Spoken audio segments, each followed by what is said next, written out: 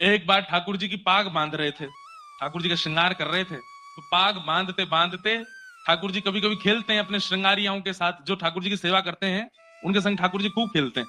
तो हरिराम व्यास जी के संग ठाकुर जी खेल रहे थे। कैसे? वो पाग बांधे और जैसे ही पाग बांध करके पाग के ऊपर सिरपेच लगाने के लिए नीचे सिरपेच उतार उठावे, इतने में क्या देखें कि पाग ढीली हो गई, पूरी मुंह पे आ गई, नीचे गिर गई। एक बार, दो बार, तीन बार, चार बार, छह सात बार जब पाग बांध दी और बार बार खुलने लगी, तो हरिराम व्यास जी बोले ये पाग पहननी नहीं है, शायद इनको दूसरी लाता हूं। दूसरी पहनाई तो वो भी उतार दी।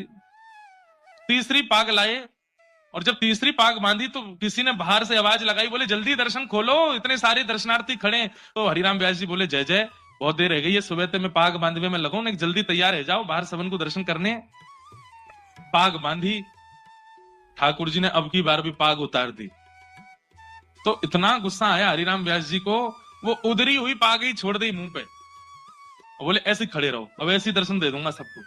अरे सुबह से इतने लाड़ प्यार में आ गए हो, इतने ज्यादा जो है बिगड़ते जा रहे हो, इतने भाव से हम सेवा करते हैं और आपको बिल्कुल चैन नहीं पड़ता है, एक पाग नहीं बंधवा रहे हो, खड़े रहो ऐसे ही, नहीं बांधनी अब पाग, और ऐसे ही दर्शन करा दूंगा सबको। अपने पुत्र को बोल गए, भोग आदि पधरा करके दर्शन खोल देना, मैं जा रहा हूं। बोले पिताजी गुस्सा क्यों? बोले ये ऐसे ही काम है यहाँ के, छलिया के पूरे दिन यहाँ की सेवा करते रहे, एक पाग ना बंधवा रहो, गुस्सा करें। बाहर जाकर के हरिराम व्यास जी चुपचाप बैठ गए। थोड़ी देर बाद भोग प्रसाद होने के बाद जैसे ही पर्दा खुले, आहा, लोग बाग जय जयकार करने लगे, मनोहर झांकी, मधुर झांकी, आहा, आज ठाकुर जी कितने सुंदर लग रहे हैं, आज ठाकुर जी कितने प्यारे लग रहे हैं।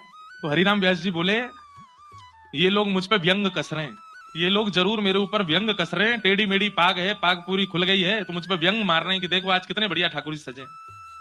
कोई दर्शनार्थी बाहर आया रोता रोता, बोले व्यास जी आज की झांकी तो नेत्रों से जा ही नहीं रही है। बोले सच बता? बोले और नहीं। बोले उधरी वही पाग में तुमको बड़ी बढ़िया लग रहे हैं ठाकुर जी। बोले उधरी वही पाग, आज ना तो मुख दिख रहा है, ना चरण दिख रहे हैं, ना हाथ दिख रहे हैं, आज तो दृष्टि पाग पे ही अटकी भैया, इतनी सुंदर पाग ठाकुर जी पहन के खड़े।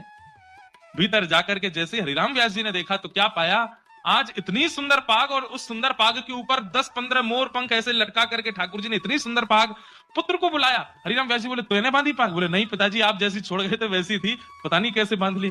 तुरंत हरिराम व्यास जी के नेत्र बंद हो गए और नेत्र बंद होते ही मन में झांकी प्रकट हुई, क्या कि मैं तो उधरी भाई पाग छोड़ के बाहर चलोगे और गुस्सा में।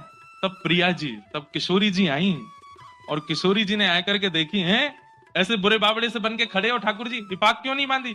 बोले आज मोए आपके हाथन से बदवावे को मनो, या हमारे हरिराम व्यास को परेशान कर रहे हो, अब आप आए गई हो, अब आप ही बांधो।